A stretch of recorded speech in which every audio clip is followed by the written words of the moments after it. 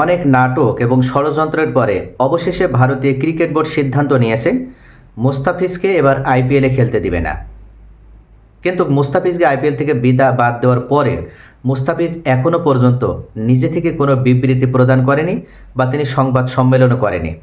তবে এই মুহূর্তে মুস্তাফিজ অবশেষে তার সেই ঘুম ভেঙেছে, তিনি সরাসরি এবার কথা বলা শুরু করেছে।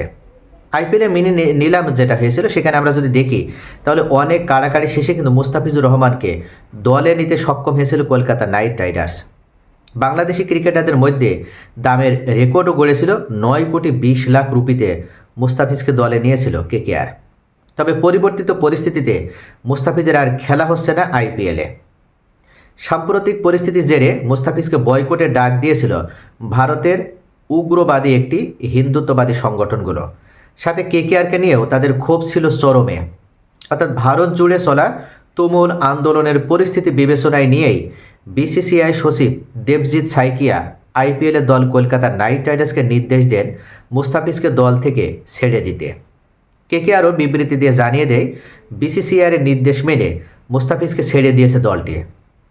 কেকেআরের জার্সিতে আর আইপিএল মাতানো হচ্ছে না ফিজের, এমন খবর যেন আগুন লেগে গেছে দেশের ক্রীড়াঙ্গনে।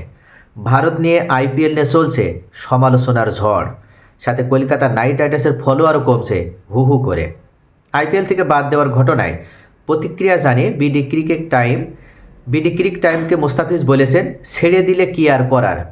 ঘনিষ্ঠ সূত্রে বিডি ক্রিক টাইম নিশ্চিত হয়েছে আইপিএল থেকে বাদ পড়ার খবর শুনে বেশ হতাশ হয়েছেন মুস্তাফিজ।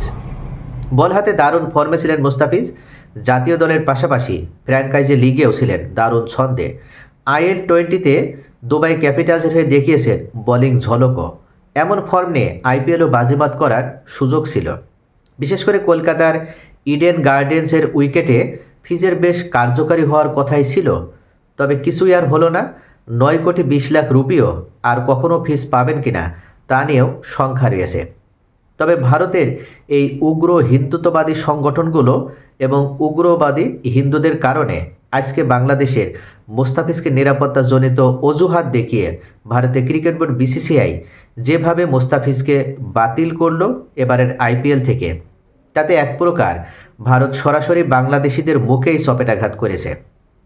তাই বাংলাদেশের ক্রিকেট প্রেমী ভক্ত এবং যারা ক্রিকেট দেখতে ভালোবাসে তারাও ইতোমধ্যে আইপিএল বয়কটের ডাক দিয়েছে এবং তারা দাবি তুলেছে যে আগামীতে তারা বাংলাদেশের কোনো টিভি চ্যানেলগুলোতেও আইপিএলের কোনো সম্প্রচার আর দেখতে চায় না।